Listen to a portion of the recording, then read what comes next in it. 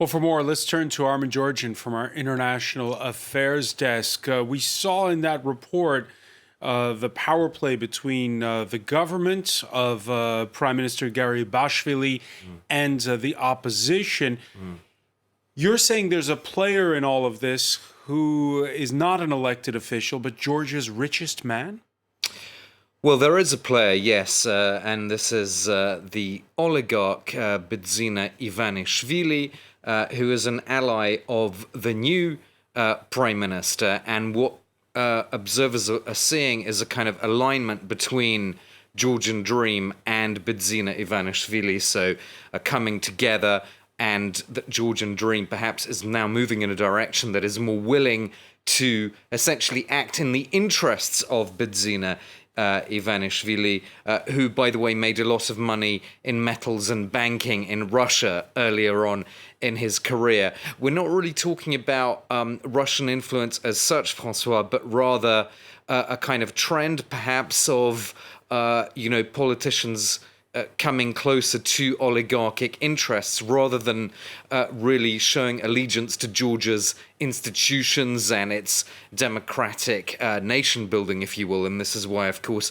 the West is very concerned about the recent events in Georgia. And the images we're seeing this Tuesday are a repeat of what we saw back in October after the legislative elections. Yeah, so there's been this rolling political crisis, parliamentary elections in October, which Georgian Dream said it won. The opposition said it didn't. But even before that election, there'd been demonstrations against the government in 2019. Those demonstrations are actually also linked to what's happening with Nika Melia, this opposition figure who's been arrested.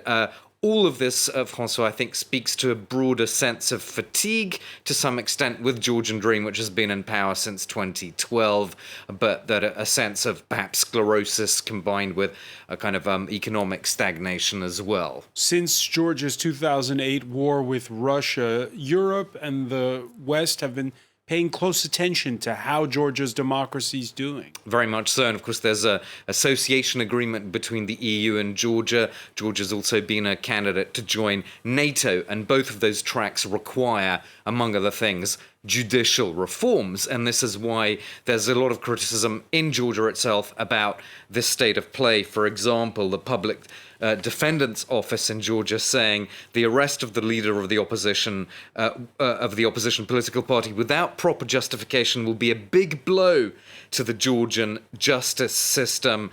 Also reactions from members of the European Parliament who are very concerned about this, and the US Embassy in Georgia saying, "We regret the call of the US and other international partners was ignored," and crucially the US now saying that Georgia is moving backwards. So is it a domestic matter, or are we just projecting that there's always a sort of a Cold War tinge to what happens in Georgia?